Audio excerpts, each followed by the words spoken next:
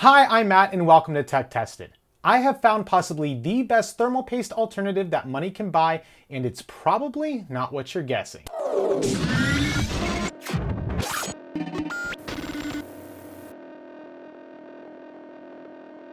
Now, before we get into the video, I want to do a segment we used to do called Build of the Week, where a viewer submits a PC to our Discord and we show it off on our videos. This week's build comes from one of our most active Discord users, Razors. He bought an old PC off of his friend in order to restore it and give it new life.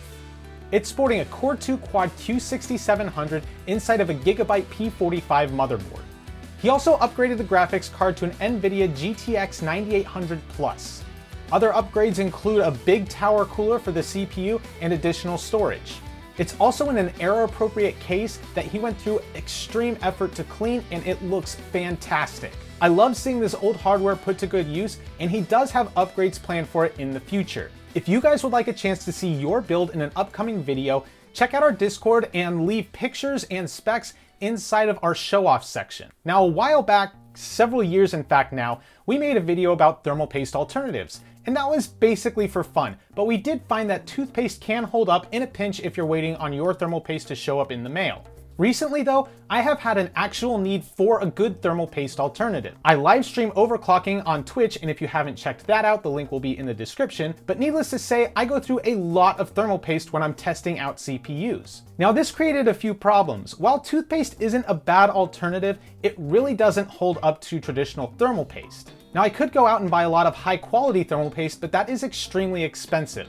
And I needed a more budget-friendly option. So while going through various rooms in my house looking at what I had, I stumbled across this. This is Old Spice pomade that I use sometimes to put in my hair when it's getting in my face. I decided it was worth trying out, so I slapped it on my CPU, and the temps turned out to be much better than I was expecting. So I decided to do some actual tests to see if this was a very viable option. Now this had to be a decent option. When overclocking, every degree counts and you really need the best performance you can get. I pitted my pomade up against an industry standard thermal paste, Thermal Grizzly's Hydronaut line. So we did two tests using my AMD FX 8320 and my Crosshair 5 Formula Z motherboard.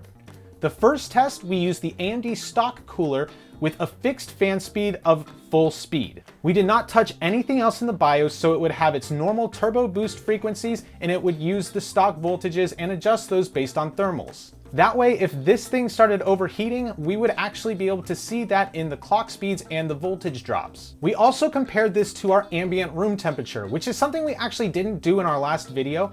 So the numbers we will be looking for is the reported temperature inside of hardware monitor minus the ambient air temperature. That will give us our actual temperature differences between the pomade and the Thermal Grizzly. For the test, I ran Prime 95 for 6 hours on both thermal pastes, the pomade and the Thermal Grizzly. For the second test, we overclocked the FX 8320 to 4.4 GHz with 1.428 volts. We used an AIO liquid cooler with a push-pull configuration, and we had a fixed fan speed for all of the fans on the CPU cooler. This test was also run with Prime 95 for 6 hours with our pomade and our Thermal Grizzly. So as you can see, I'm really not letting this thing off easy. I really want this to work for my purposes. This isn't just advice for you. This is for me to use on a daily basis. So you might be asking, what are the results? At stock clocks, the Thermal Grizzly ran at 49 degrees Celsius with a 26 degrees Celsius room temperature, giving us a differential temperature of 23 degrees. Our pomade ran at 50 degrees Celsius with an ambient room temperature of 27 degrees. That gave us a temperature differential of 23 degrees Celsius as well. So at stock clocks with a stock CPU cooler, these things performed identical to each other. And that was a 6-hour run. This wasn't some Cinebench run where the temperature spikes for a moment and then drops back down, never giving the CPU cooler time to saturate and heat. Okay, but moving on to the overclocked CPU. After a 6-hour run, the Thermal Grizzly ran at 38 degrees Celsius with an ambient room temperature of 24.5 degrees Celsius. That gives us a temperature differential of 13.5 degrees. Our pomade, after its 6-hour run, reached 42 degrees Celsius with a 26 degree ambient room temperature. This gave us a 16 degrees Celsius difference. So on an overclocked FX 8320 with a 6-hour run, we only saw a difference from the Thermal Grizzly to the pomade of 2.5 degrees Celsius. Now, 2.5 degrees may seem like a lot, but it's really not. You can get that difference from two actual thermal paste products. So my guess is this pomade actually performs better than some cheap thermal paste you find off of Amazon or at your local micro center. So to be clear, yes, Thermal Grizzly does perform better, but only slightly. Okay, I hear you saying it. That's not the only concern you have when purchasing thermal paste. You also need to be concerned about the electrical conductivity of the thermal paste in use.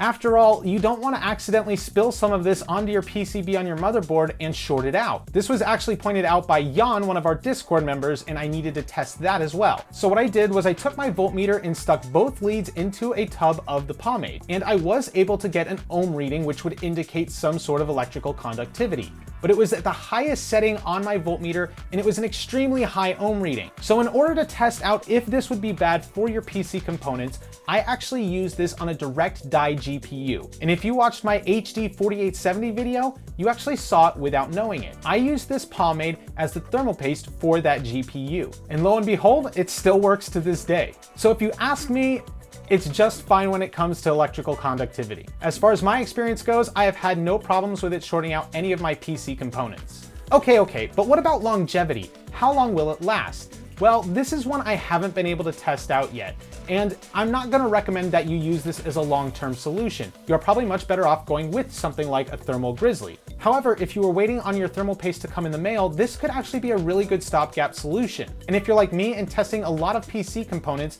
only to have the thermal paste wiped off after use, this is an excellent option. So the final question for me was, what about price? Because that's fine if it works, but it has to be economical as well. That's the whole reason I'm not buying tons of Thermal Grizzly. It's really expensive. So on Amazon at the time of filming, on sale, this tube of Thermal Grizzly goes for about $13. To put that into perspective, this tub of Old Spice pomade goes for a mere $8. That's right, $12, $8.